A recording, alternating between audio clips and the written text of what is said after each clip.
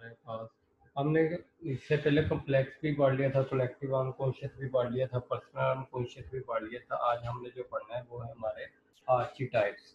आर्चीटाइप्स के मतलब आप लोगों को बताते हैं कि जी आर्चीटाइप्स क्या होते हैं। आपने कलेक्टिव अनकॉन्शियस पढ़ा है। कलेक्टिव अनकॉन्शियस का ये एक बुनियादी इज्जा कह रहे हैं या बुनियादी रुकन कह रहे हैं कि ये मिलके ही आर्चीटाइप मिलके ही कलेक्टिव अनकॉन्शियस को तश्कील देते हैं। इनमें वो सारी तजर्बात मौजूद होते हैं या इशारती या मुख्तसर तरीन शक्ल में इजहार है जो नस्लें मुस्तकिल तौर पर सदियों से दोहरा रही हैं। यानी कि आपके माँ बाप ने जो कुछ भी किया या आपके पूरे ख़ानदान में आने वाली नस्लों या गुजरी हुई नस्लों ने जो जो किया वो हमारे आर्चीटाइप होते हैं और वो मिलके कलेक्टिव अनकॉन्शियस को बनाते हैं। अब जो आर्चीटाइप्स ऐसे अवामिल हैं जो फ़र्द के किरदारी रुझानात को मुतय्यन करते हैं कि ये बंदा किस तरफ को जाएगा, इसका किरदार कैसा होगा, आया ये अग्रेसिव होगा या ये ज़्यादा सॉफ्ट काम होगा। इस तरह से ये आर्चीटाइप जो होते हैं ना हमारे जो रुझानात एटीट्यूड्स वगैरह हैं उनकी तरफ हमें किरदारी रुझानात जो होते हैं उसकी तरफ लेके जाता है और ये हमें बताता है कि ये किस तरह होगा। अगर तो आपके वालिदैन ज़्यादा अग्रेसिव होंगे तो डेफिनेटली वो भी वाली चीज़ें जो हैं वो आने वाली नस्लों में भी पाई जाती हैं। ये रुझानात या सोच के आफाकी नमूने हैं जो माहौल को मखसूस तरीक़ों से बयान करते हैं। इन रुझानात की क़ुव्वत को महसूस तो किया जा सकता है मगर इनको देखना नामुमकिन है। परसेप्शन इनकी नामुमकिन है। इन्हें आप फ़ील कर सकते हो लेकिन इनको आप परसीव नहीं कर सकते। आर्चीटाइप्स के मुतल्लिक़ योंग का कहना ये था कि इसके साथ हमारे इमोशंस भी। ये कौन है मेहरीन? म्यूट पे लग जाओ।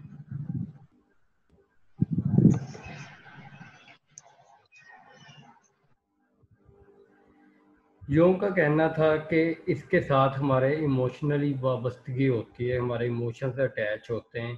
इसे समझने के लिए अलामात और इशारात का सहारा लेना पड़ता है। यानी कि वाज़ेह तौर पे ये हमारे सामने नहीं आ जाते बल्कि हम अलामात या इशारों की सूरत में आर्चीटाइप्स को देखते हैं कि ये क्या चीज़ है। ये शऊरी भी हो सकते हैं यानी कि कॉन्शियसली भी हो सकते हैं और अनकॉन्शियसली भी हो सकते हैं। ये पॉजिटिव भी हो सकते हैं आर्चीटाइप्स और ये नेगेटिव भी हो सकते हैं। इन इल्ज़ामात का इज़हार फ़र्द के अपने रवैये पर होता है।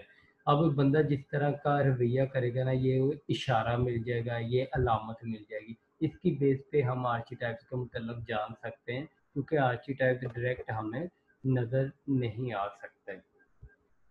योंग ने इन आर्चीटाइप्स की तादाद बहुत ज़्यादा बयान की है जिनमें से कुछ का तज़किरा इसने किया था और कुछ अभी दरियाफ्त होने वाले हैं, ये भी इसने कहा था। इनका कहना है कि बच्चा, माँ, खुदा, मौत, फरिश्ता, बुजुर्ग, दानश्वर, तरीकी, सांप और वहशी जानवरों का खौफ, शादी, जुदाई, मोहब्बत, नफ़रत, आग, पैदाइश वगैरह आम तौर पे पाए जाने वाले आर्चीटाइप्स हैं। इसने 3 बुनियादी आर्चीटाइप्स की वज़ाहत की थी। उसमें सबसे पहले आ जाता है पर्सोना।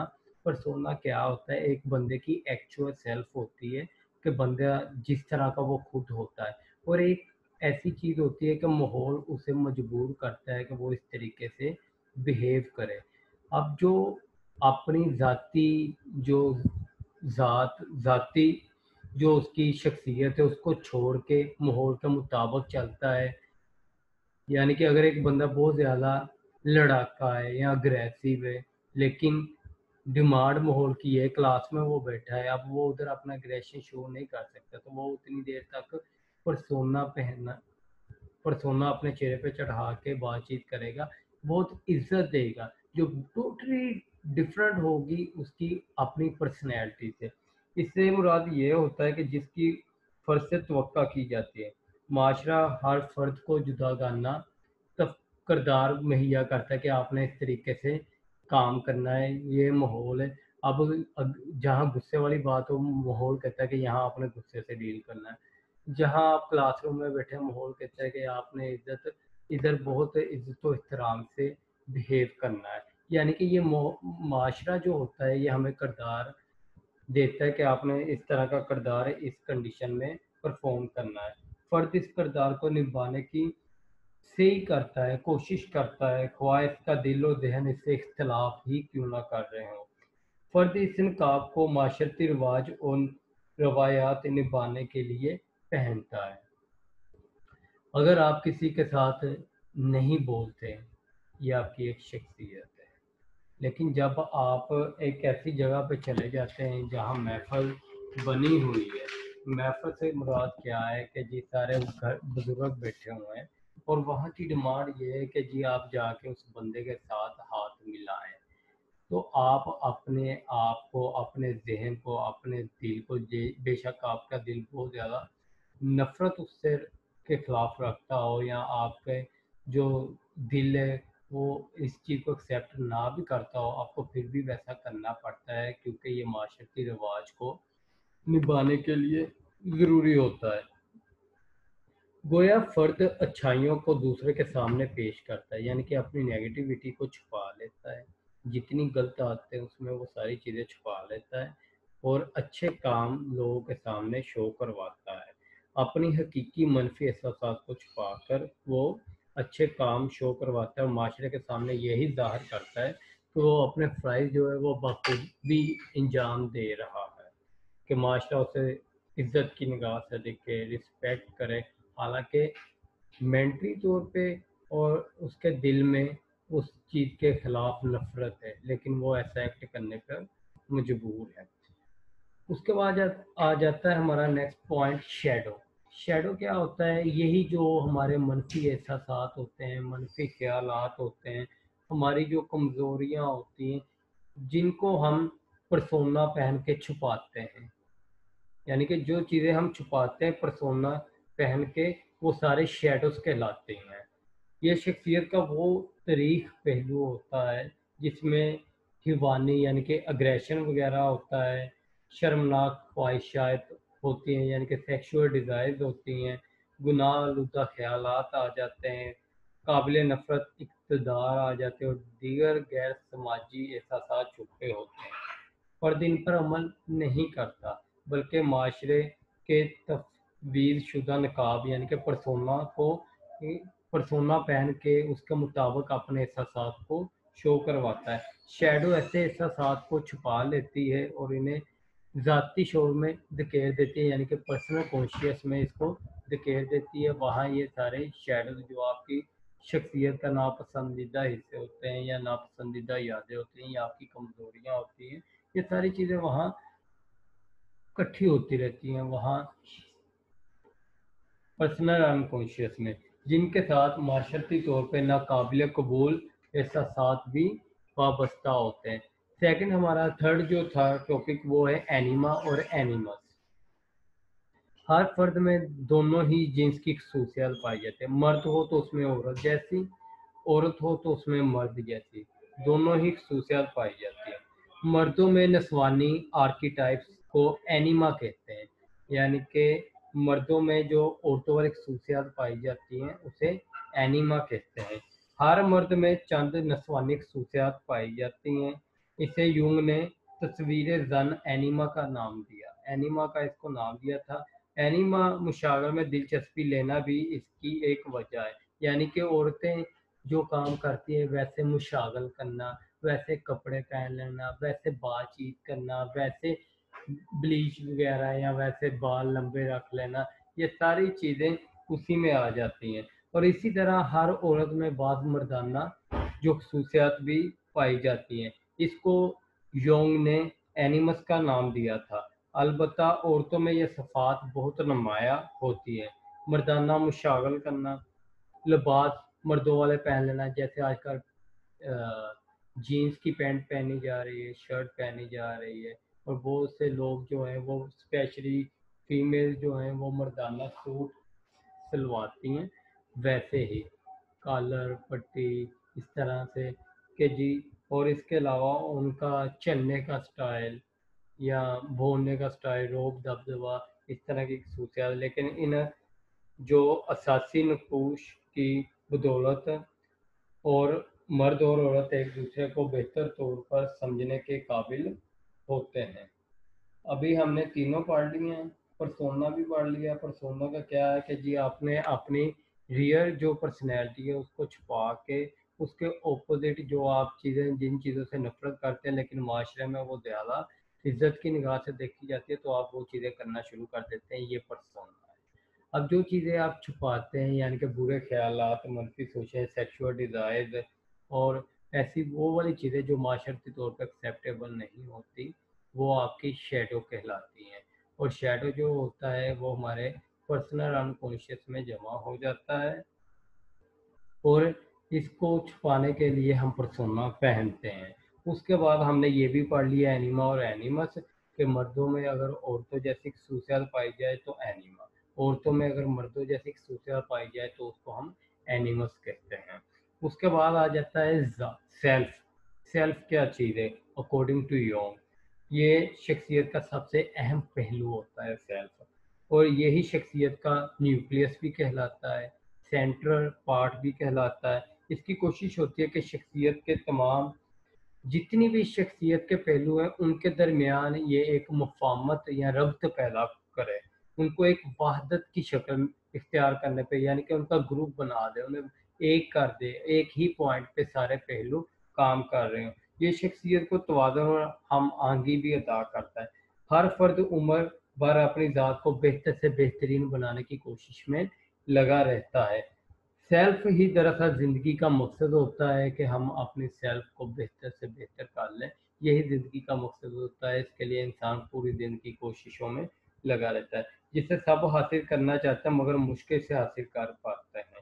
سیلف کو سب حاصل کرنا چاہتے ہیں مگر بہت کم لوگ اسے حاصل کر پاتے ہیں۔ یہ فرد کے کردار کو متحرک کرتی ہے، یعنی کہ جو آپ کا بیہیویئر ہے اس کے اندر تحریک پیدا کرتی ہے، ڈرائیو پیدا کرتی ہے، اور اسے تکمیل کی طرف راغب کرتی ہے۔ اگر آپ لوگ اس وقت پڑھ رہے ہیں، آپ کا یہ کردار کہ جی آپ کے اندر ایک تحریک پیدا، آپ کے اندر ایک ڈرائیو پیدا کرے گی سیلف جو ہے، کہ ابھی کلاس کا ٹائم ہے، کلاس لو، کلاس لو گے تو پاس ہو جاؤ گے، پاس ہو جاؤ گے ڈگری مل جائے گی، ڈگری مل جائے گی تو آپ کسی اچھی پوسٹ پہ چلے جاؤ گے۔ یہ بیسیکلی اس کا کام ہے سیلف کا، کہ ڈرائیو پیدا کرنا اور اس کو تکمیل کی طرف راغب کرنا۔ شخصیت کے تمام نظاموں میں جب توانائی کی تقسیم مساوی ہو جاتی ہے، یعنی کہ سارے جتنے نظام انسان کے اندر کام کر رہے ہیں ان میں توانائی برابر ڈسٹریبیوٹ ہو جاتی ہے، تو یہ حالت آئیڈیل سیلف ہوتی ہے۔ یہ کہ ہر پہلو اس کا، وہ جس بھی فیلڈ میں کام کر رہا ہے آؤٹ اسٹینڈنگ کر رہا ہے تو اس کا مطلب وہ آئیڈیل رول ادا کر رہا ہے، مگر عموماً ایسا نہیں ہوتا۔ اس کے لیے فرد تمام عمر کوشش میں لگا رہتا ہے۔ اب کتنی قسم کی پرسنالٹیز ہوتی ہیں؟ There are two types of personality according to Jung. First one is the introversion and second is the extroversion. Introversion کیا ہوتی ہے؟ فرد کی سارے انٹرسٹ اپنی ذات تک محدود ہوتے ہیں، اپنی سیلف تک محدود ہوتے ہیں، وہ زیادہ تر اندرونی اور باطنی دنیا میں گم رہتا ہے۔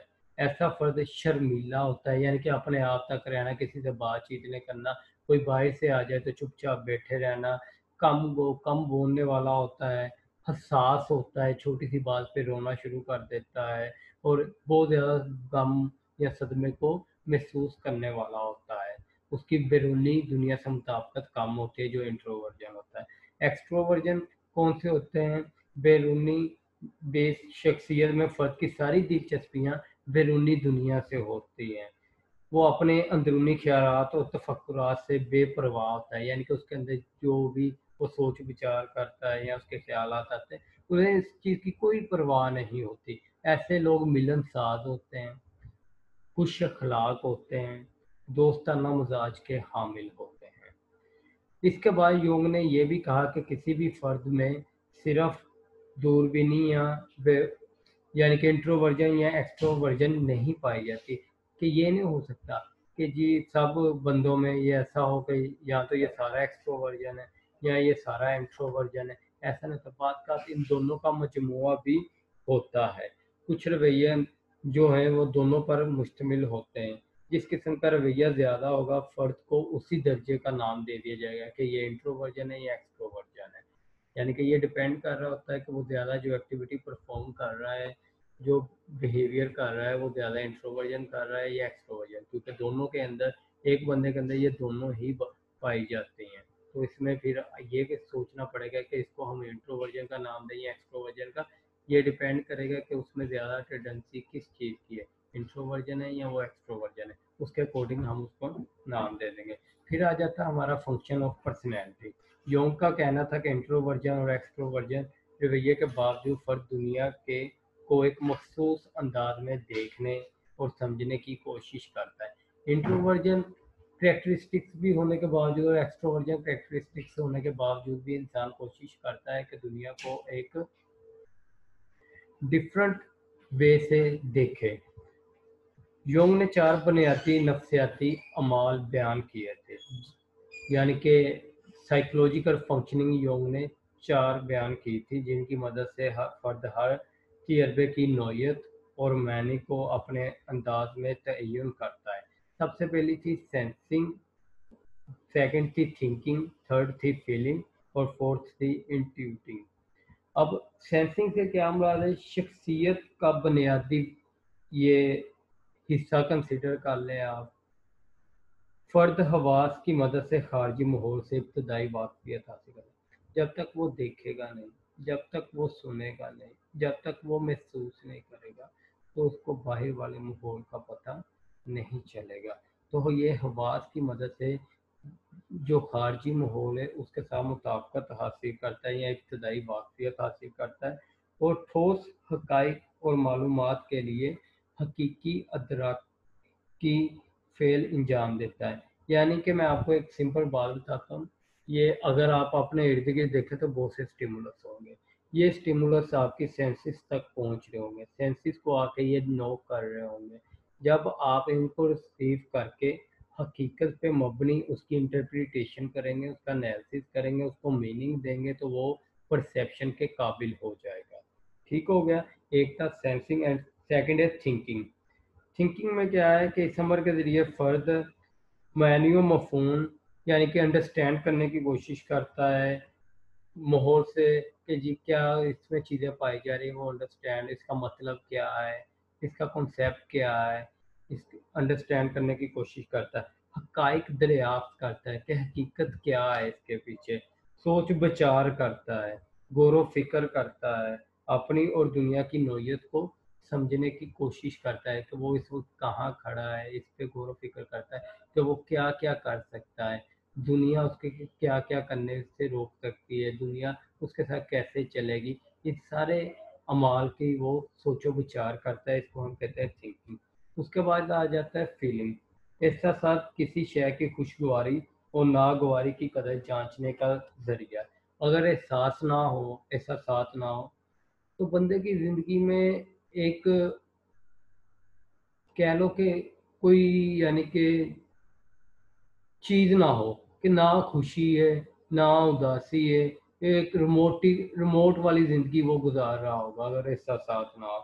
خوشگوار لمحے اور ناگوار لمحے کے لیے احساسات کا ہونا بہت زیادہ ضروری ہے. محبت، نفرت، رحم دلی جیسے احساسات میں فرد جو ہوتا ہے باطنی طریقوں سے اپنے تجربات کو سمجھتا ہے. باطنی یعنی کہ سائیکولوجیکلی یا آپ کہہ لو کہ ذہنی طور پہ وہ اس سارے طریقہ کار کو سمجھتا ہے اور اپنے ذاتی احساسات کے حوالے سے اشیاء کی قدر و قیمت کا تعین کرتا ہے کہ اگر ایک چیز یا ایک نعمت آپ کے پاس ہے اس کی کیا قدر و قیمت ہے. وہ اپنے ذہن سے سوچتا ہے، محسوس کرتا ہے. اگر کوئی آپ کے پاس یعنی کہ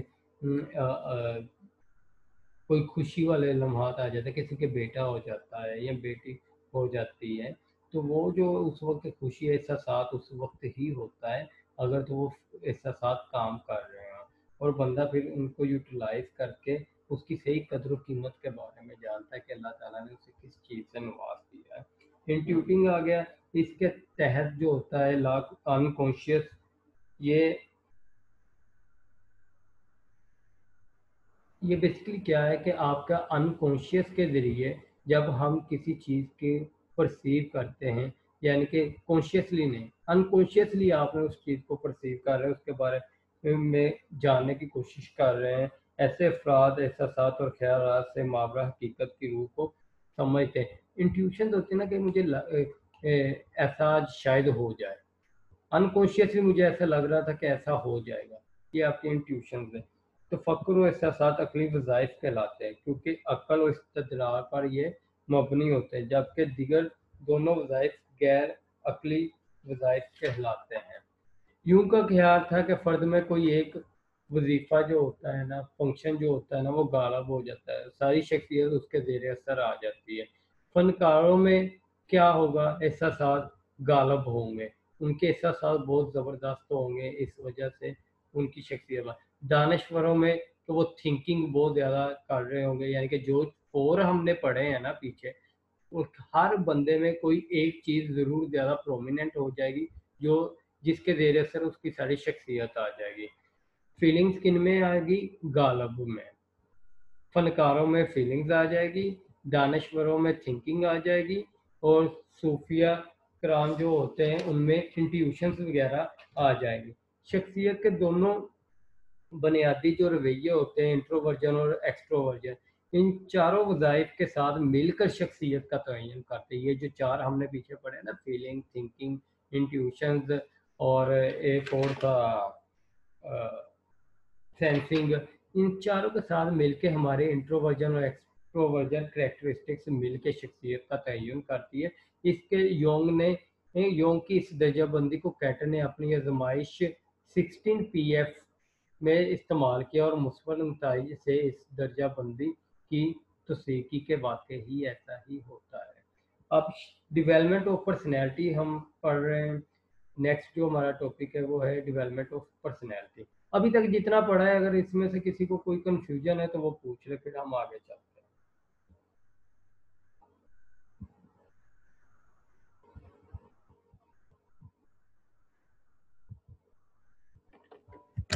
جی سر، کنفیوژن اس طرح ہے کہ آپ باقی ٹیچرز کی طرح سلائڈ شیئرز کر دیں ہیں یا سافٹ میں ساتھ ساتھ کریں تو اچھے سے سمجھ آ جائے گا. یعنی کہ آپ سلائڈ چاہتے ہیں یا نوٹس چاہتے ہیں؟ دونوں میں سے ایک چیز بتا دیں. سر جب سر لیکچر دے رہے ہیں نا، باقی سر زیدی صاحب، سر عارف صاحب، وہ ساتھ سلائڈ مطلب نا سکرین نوٹس شیئر شیئر، کرتے ہیں. مجھے پتا ہے وہ نوٹس شیئر کرتے ہیں، میں بھی کرتا ہوں باقی کلاسز. یا سر آپ بھی کر دیا کریں. میں یہ پوچھ رہا ہوں کہ آپ سلائڈ بنا لیں یا اس کے لیے آپ کو سر نے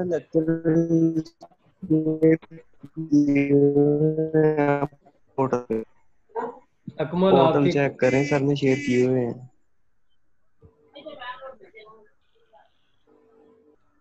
سر نوٹس آپ شیئر کر دیں آپ ہمیں. چلیں سر ٹھیک، پلیز سلائڈز بھی شیئر کر دیں. ایک چیز شیئر کراؤ، یا سلائڈ کراؤ یا نہیں، نوٹ. نوٹس ٹھیک ہے سر سر. نہیں، نوٹس سلائڈز بھی ساتھ میں، سلائڈز بھی اگر آپ دونوں کر دیں تو اچھی بات. تو ویسے ہمارے پاس بک پڑی تو ہے جو میں نے آپ لوگوں کو دی ہے، میں وہ شو کروا دیا کروں گا، اس میں بھی یہی چیزیں جو میں یہ بتا رہا ہوں. جی سر. تو اس کو ہم کل سے شو کروا دیا کریں گے، جو ہماری بک ہے نا اس کو ہم شو کروا دیا کریں گے. ٹھیک ہو گیا؟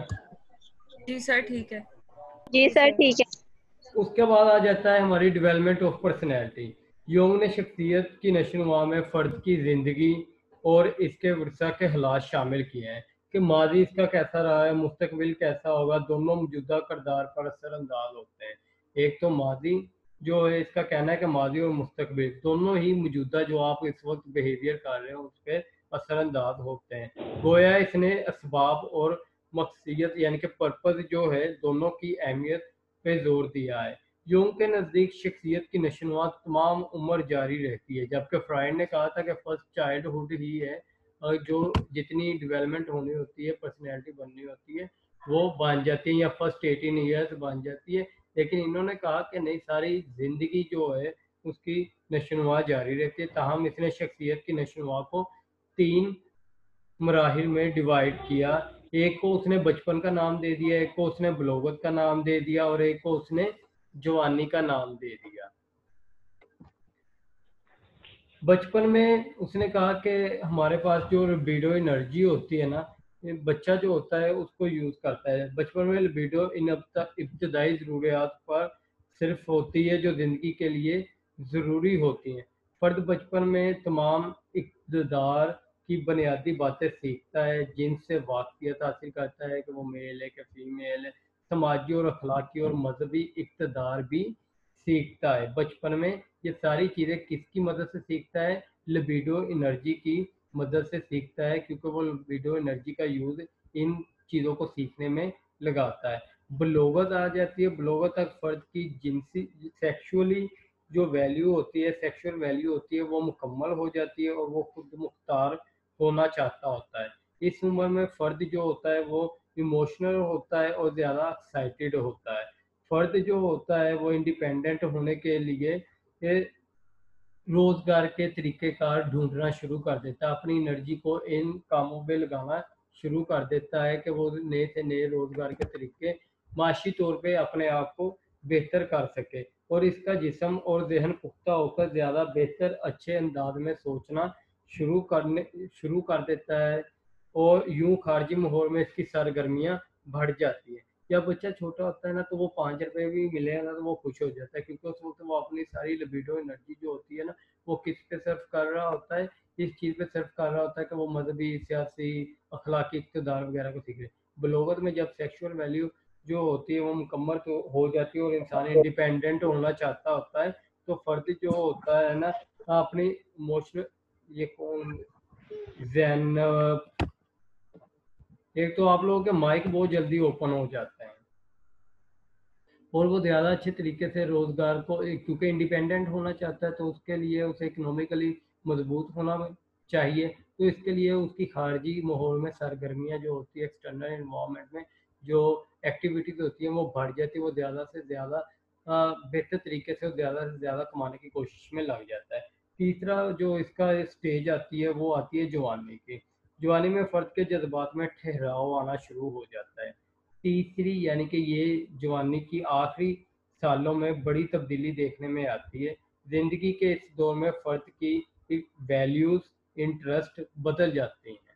شروع میں ہم جن لوگوں کو زیادہ ترجیحات دیتے ہیں، جوانی کے اینڈ میں وہ ترجیحات بدل جاتے ہیں۔ پہلے آپ کے نزدیک آپ کے ماں باپ ہوتے ہیں، کزنس ہوتے ہیں، جب آپ جوانی کے اینڈ پہ جا رہے ہوتے ہو پھر کسی کے ساتھ فرینڈ شپ ہو جاتی ہے، وہ ہو جاتا ہے، پھر اس کے بعد جس سے شادی ہو جائے وہ ہو جاتے ہیں، یعنی کہ یہ اسٹیج بدلتی رہتی ہے۔ اس عمر کو ریڈیکل ٹرانسویلیویشن کہتے ہیں۔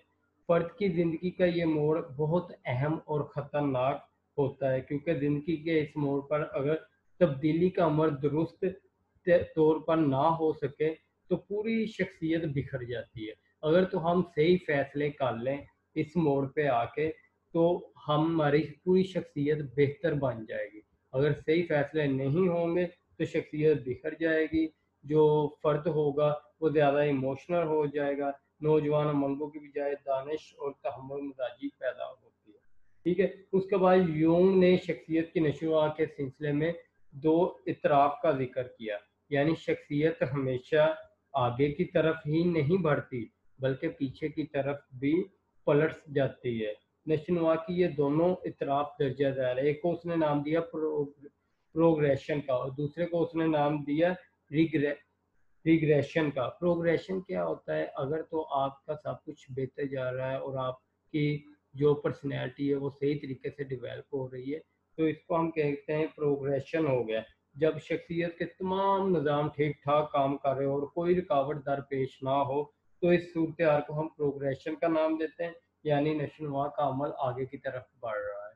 اور ریگریشن میں کیا کرتے ہیں؟ جب ترقی میں رکاوٹ آ جائے تو فرسٹریشن پیدا ہوتی ہے اور لبیڈو نفسی اعمال پر خرچ ہونا شروع ہو جاتی ہے، یعنی کہ اگر آپ کی ترقی میں کوئی چیز رکاوٹ آ رہی ہے تو آپ فرسٹریٹڈ ہو جائیں گے، جب فرسٹریٹڈ ہو جائیں گے ڈپریشن، انگزائٹی وغیرہ آ جائے گی تو آپ کی جو لبیڈو انرجی ہے وہ ڈپریشن اور انگزائٹی وغیرہ کو ہینڈل کرنے میں لگ جائے گی اور آپ کا جو صحیح مین گول ہے اس سے ہٹ جائے گی، لاشعوری مار کی طرف چلی جائے گی۔ اسے ریگریشن کہتے ہیں۔ یہ عمل ہمیشہ تکلیف دہ نہیں ہوتا بلکہ کبھی کبھار مفید بھی ثابت ہو جاتا ہے، کیونکہ فرد رکاوٹ کو دور کرنے کے لیے نئی تدابیر اختیار کرتا ہے اور گزشتہ تجربات سے فائدہ اٹھاتا ہے۔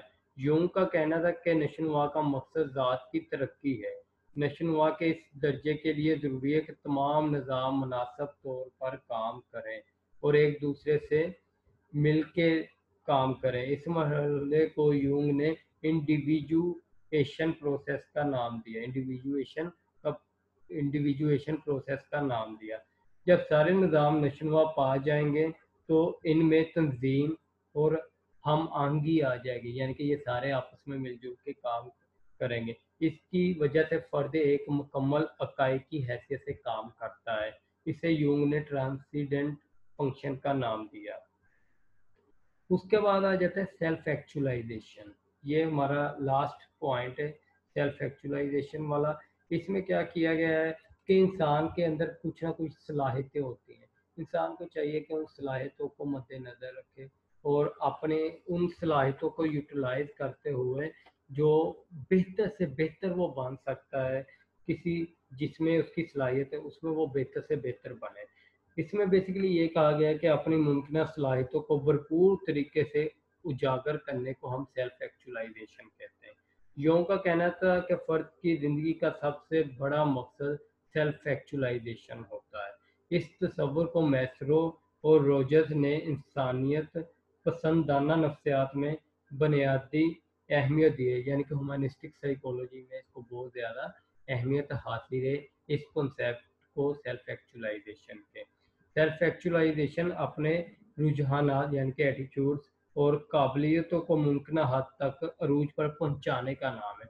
यानी कि एक बंदा काबिल पता है कि ये इस फील्ड में काबिल है, तो वो ना कि सिर्फ उतना ही काबिल रहे बल्कि उसके अरूज तक पहुंचे। जिस तरह हम कहते हैं कि बंदा पहले लेक्चरर बनता है, फिर एसोसिएट बनता है, फिर प्रोफेसर बन जाता है, ये उसका पीक एक्सपीरियंस होता है, सेल्फ एक्चुअलाइजेशन होती है उसकी। इस मकसद के हसूल की खातर नफ्सी तवानाई यानी कि जो लिबिडो होती है ख्वाहिश के मुताबिक मुख्तलिफ सिमतों में सफ़र करती रहती है। इसने लाशऊर के तस्वुर को वुस्त दी, यानी कि अनकॉन्शियस का जो तस्वुर था उसको इसने वसी ही किया, यानी कि किरदार पर मुस्तकबिल के असरात को भी अहमियत दी। योंग ने कदरे जामिया नज़रिया शख्सियत पेश किया, यानी कि इसका जो कैम्प्रीहेंसिव आप कह सकते हो कि शख्सियत का पर्सनैलिटी थ्योरी इसने दी, जिससे फ्राइड की शिद्दत पसंदी में कमी वाक़या हुई। इस तरह से हमारा ये रोजर्स ख़त्म हो गया है। नेक्स्ट हम एडलर को करेंगे और उसके साथ हम नोट्स भी शो करवा देंगे। ठीक हो गया। तो अभी आना इस तरह होगा कि कॉल जो है वो बंद होने लगी है, क्योंकि जूम का जो ड्यूरेशन होता है वो 40 मिनट्स का होता है। तो ये जब बंद होके दोबारा से मैं आपको लिंक सेंड करूँगा, आप दोबारा से जब ऑनलाइन होंगे तो उसमें अगर किसी का कोई क्वेश्चन आंसर हुआ तो वो पूछ सकता है। ओके